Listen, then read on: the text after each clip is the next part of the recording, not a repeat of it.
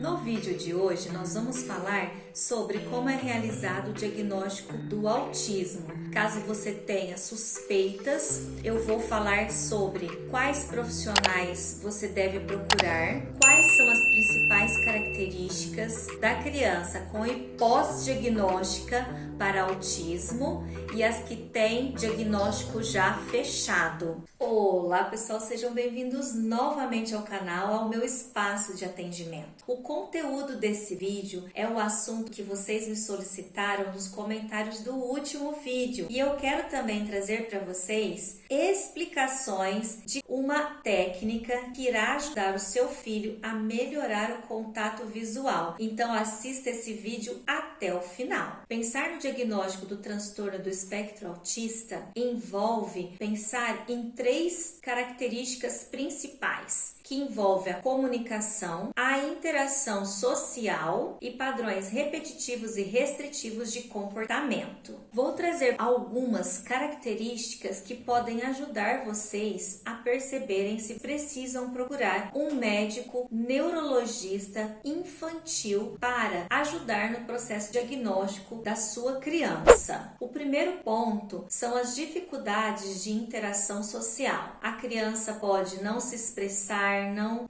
se comunicar, evitar pessoas, ter um semblante muito sério, entre outras questões que envolvem a comunicação, a interação social. Outro ponto envolve a manipulação do ambiente. A criança pode apresentar mudança repentina de humor, ela pode não atender quando é chamada pelo nome, ela pode dar birras, e não é qualquer birra, é uma birra que desestrutura todo o ambiente. Não é essa birra comum que a criança quer alguma coisa, é uma birra que você pensa consigo e com as pessoas que estão envolvidas. O que exatamente essa criança quer? Por que ele está se comportando dessa maneira? Utilização de pessoas ao seu redor. Mesmo que ele seja capaz de pegar algum objeto, ele pede para você pegar ou ele conduz a sua mão até o objeto para que você pegue para ele. Resistência a mudanças. Esse é um ponto muito interessante que envolve uma construção, uma elaboração pela criança de uma rotina rígida. E qualquer coisa que tire a criança dessa rotina, ela pode apresentar um comportamento de descontrole emocional, físico, agressivo, verbalmente, uma autoagressão ou uma agitação fora de um contexto que você consiga conduzir com facilidade. Busca de uma ordem rígida.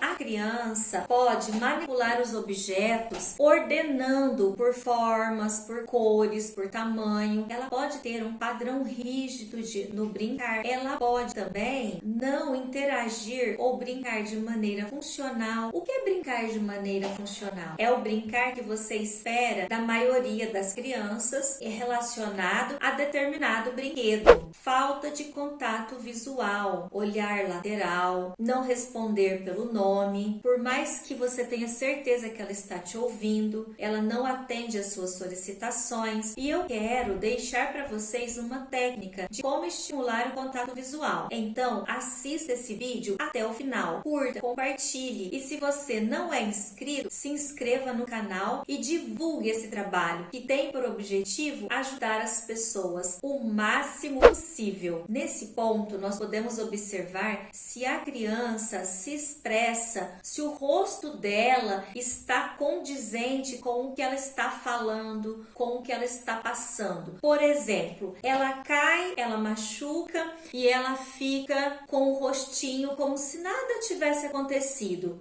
Ela está feliz porque ela ganhou algo, mas ela está muito séria. Ela está brava, nervosa e está apresentando um riso compulsivo, descontrolado, distúrbios do sono. Nesse ponto, a criança pode apresentar resistência para dormir, acordar muito cedo, não ver sentido para os horários da soneca. Em toda essa organização comportamental em relação ao sono, ela pode dormir poucas horas. Outro ponto muito interessante é a alteração na alimentação. Crianças com hipótese ou diagnosticadas, elas podem apresentar seletividade alimentar. Ela pode ter preferência por alimentos alimentos moles ou só por alimentos crocantes. Tanto em um quanto no outro, é importante que você busque a orientação de um nutricionista e que todos os terapeutas da sua criança trabalhem também neste sentido. Dificuldade para o controle dos esfíncteres. A criança pode apresentar resistência para usar o vaso sanitário. Ela pode também apresentar uma dificuldade maior que acontece durante o processo de desfraude. Esse é um sinal que você deve ficar alerta. A exploração de objetos. Perceba se a sua criança ela é detalhista ao extremo, mas em pequenas partes. Ela não analisa o objeto como um todo, mas ela se concentra em uma parte do objeto. Esse também é um sinal que ela apresenta com facilidade durante as brincadeiras espontâneas que ela desenvolve no seu dia a dia. Uso inapropriado de objetos. Nessa característica, nós não estamos falando sobre a brincadeira lúdica, mas nós estamos falando de maneiras diferentes que a criança usa os brinquedos. Por exemplo,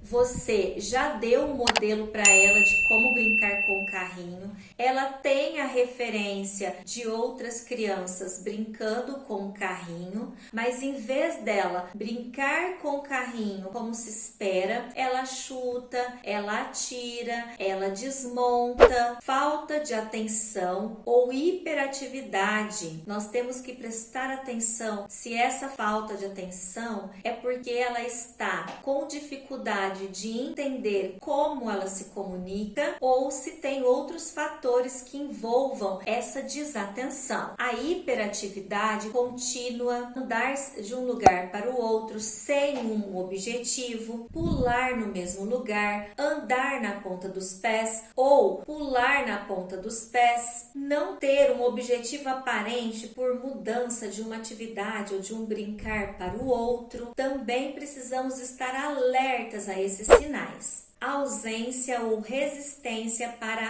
aprender. Ela demonstra um padrão específico próprio dela e ela tem dificuldade em se deixar conduzir por outros estímulos que fujam a essa organização. Pode aparentar também que não faça sentido para ela. Por mais que você conduza, explique e traga uma abordagem lúdica, ela se apresenta resistente a mudar aquele padrão de comportamento de interagir com o conhecimento. Falta de iniciativa. Um exemplo que eu posso dar para vocês: a criança está brincando, o objeto cai e ela fica olhando para você, esperando que você pegue para ela. Uma criança mais velha que não foi diagnosticada, ela pode estar usando um lápis, quebra a ponta e ela fica ali parada. Ela não tem a iniciativa de buscar o apontador, de pedir a sua ajuda. Ela simplesmente fica ali parada, mesmo que ela saiba que ela vai ficar atrasada, ela vai perder o recreio, ela vai atrasar para sair, para ir embora. Então essas características também precisam ser observadas. Alteração na linguagem, comunicação. A criança pode ter uma linguagem verbal adequada, mas a entonação dela pode ser estranha, pode ser infantilizada, robotizada, de soquinho. Então nós temos que prestar atenção, porque muitas vezes a criança faz dessa maneira e os adultos à sua volta acham que é dengo, que é mimo, e na verdade é uma forma que ela acha natural de se comunicar, devido à hipótese diagnóstica ou diagnóstico do TEA, que é o transtorno do espectro autista.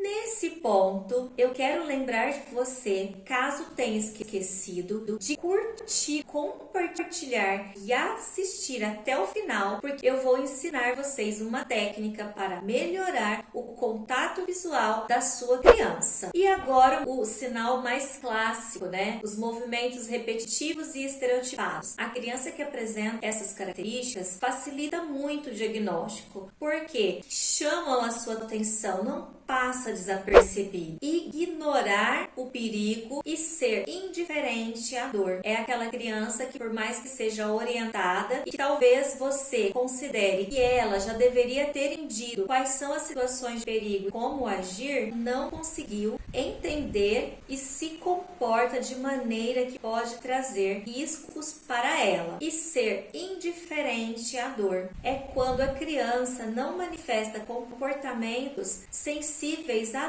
dor, ao machucado, a uma queda. Todos esses sinais juntos reforçam a hipótese diagnóstica de autismo. Quais são os profissionais que você deve procurar? Um neuropediatra, uma psicopedagoga para auxiliá-los no desenvolvimento, na aquisição da aprendizagem, uma neuropsicóloga, uma psicóloga infantil para trabalhar as questões emocionais e as características do desenvolvimento neural da sua criança. Talvez vocês precisem também de uma fonoaudióloga e de uma terapeuta ocupacional. Quero ensinar agora como vocês estimularem as suas crianças para elas melhorarem o contato visual. Trouxe aqui 2 brinquedos que as crianças que eu atendo costumam gostar muito.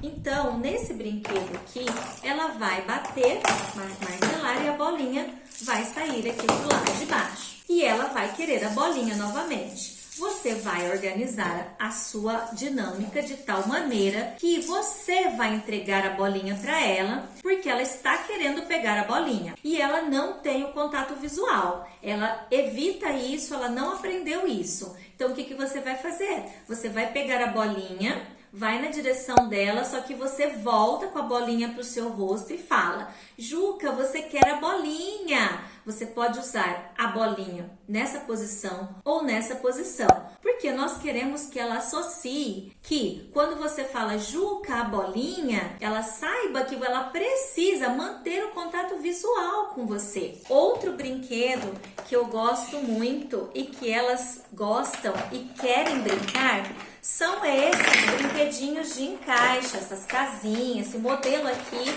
é muito queridinho pelas crianças. E ela tem várias janelinhas e ela precisa encaixar essas peças. Muitas crianças novinhas que têm essa hipótese diagnóstica, que têm o contato visual prejudicado, elas gostam desse tipo de brinquedo. À medida que ela tenta encaixar as peças, você elabora uma dinâmica para que ela precise da peça que está perto de você, ou você traz proposital todas as peças para junto de você, para que ela estenda a mão ou tente pegar. Quando ela tiver esse movimento, você fala: você quer a pecinha, a estrelinha verde. Muito bem, Juca, ó, a estrelinha verde, ó, Juca, a estrelinha verde. Aí você vai colocar aqui ou aqui, e nesse momento, como está perto do seu rosto, você vai perceber que ela olha para você. Essa técnica com brinquedos podem ser outros. Você tem que pegar brinquedos da preferência da criança. E aí, quando você faz dessa maneira, ela engaja com você, ela interage com você, ela precisa interagir. Então, você tem que selecionar brinquedos que ela goste, que a estimule a interagir, que tente pegar perto de você o objeto, para você ter a chance de...